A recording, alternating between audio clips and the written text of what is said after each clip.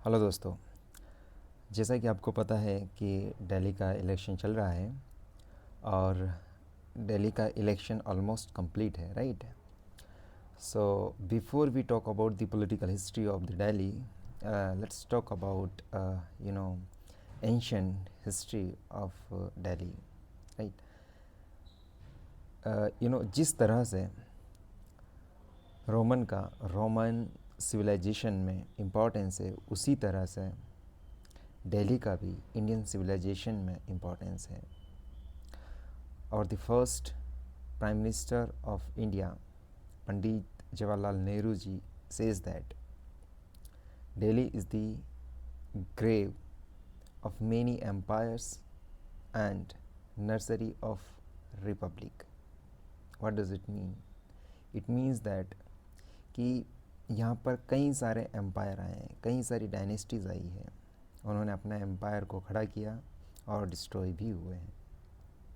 और रिपब्लिक इसलिए क्योंकि ये एक क्रडल ऑफ द मॉडर्न रिपब्लिक की जगह है। सो दिल्ली अपने आप में बहुत इम्पोर्टेंट है, ना केवल आज बल्कि पहले भी रही है। इनफैक्ट एंशियंट टाइम में वन ऑफ द महाजनपदास कुरु, उसकी कैपिटल इंद्रप्रस्थ रही है। और Indraprastha one of the part of the Delhi है, दिल्ली में ही एक जगह है। So it is also says that कि he who rules Delhi means जो दिल्ली को रूल करता है वो भारत को भी रूल करता है। So this is what is called about the Delhi, right? So let's talk about the political history now after the independence of India. So in the year of 1947, when India got independence, so basically there were 4 states. The category of these states, I would say, Bharat को 4 भागों में बांटा गया था। Part 1, part B and part A, part B and part C and part D, right? Delhi को part सी में रखा गया था। So in the year of 1951 and 52, the first election of Delhi was held. The first chief minister of Delhi was Brahm Prakash Yadav ji, right?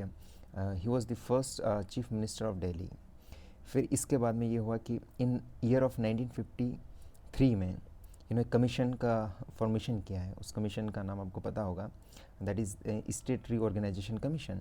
So state reorganisation commission ने basically Delhi की जो member of I would से Delhi legislative assembly थी उसको abolish कर दिया, ख़त्म कर दिया। सो इसका मतलब ये है कि उस समय काउंसिल ऑफ मिनिस्टर भी हुआ करते थे एंड दिल्ली के चीफ मिनिस्टर भी हुआ करते थे, and the chief minister was working on the aid and advice of the council of ministers of Delhi, right? लेकिन 1956 में रीऑर्गेनाइजेशन आया, दिल्ली को पार्ट सी से भी ख़त्म कर दिया और एक यूनियन टेरिटरी बना दिया, and he was directly administered under the president, I would say. And जो एडमिनिस्ट्रेटर होता था basically on behalf of the president होता था। So indirectly I can say that कि it was administered by the central government of India, right?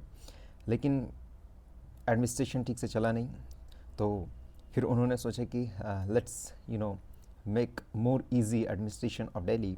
तो इसके बाद 1956 में वो एक एक्ट लेके आते हैं जिसको बोलते हैं दिल्ली म्यूनसिपल कॉरपोरेशन कमीशन लेके आते हैं। लेकिन फिर भी बात जमी नहीं। फिर इसके बाद में वो year of in the 60s, और I think if I am not wrong in the year of 1963 एक एक्ट लेके आते हैं जिसका नाम है दिल्ली एडमिनिस्ट्रेशन एक्ट। सो 1963 से पहले और 1956 के बाद एक काइंड ऑफ कमिश्नर सिस्टम हुआ करता था। तो commissioner was like I would say he was not having the real power, he was just working on the aid and advice of the people in this definitely officials, not like general people, but एक administration act लेके आए वो। इसके बाद में उन्होंने लगातार दिल्ली में काम किया एडमिनिस्ट्रेशन में।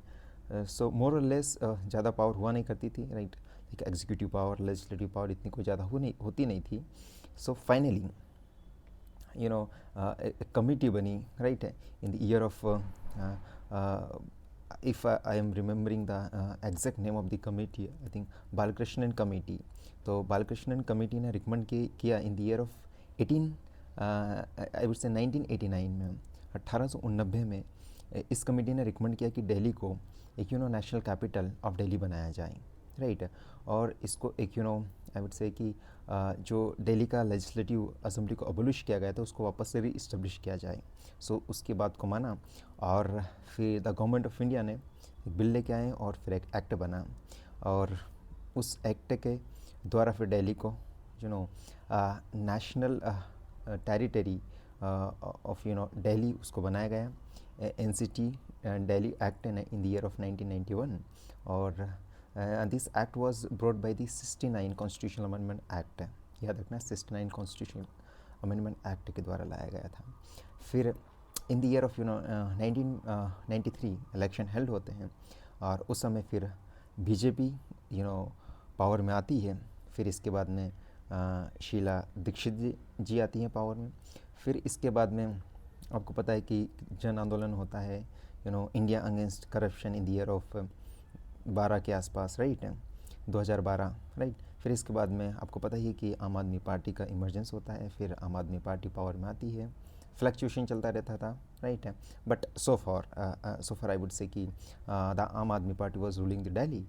बट अभी इलेक्शन हेल्ड हुए हैं और अब मोस्ट प्रोबेबली आई वुड से कि BJP will be ruling the Delhi. So let's say किस तरह से दिल्ली का डेवलपमेंट होता है।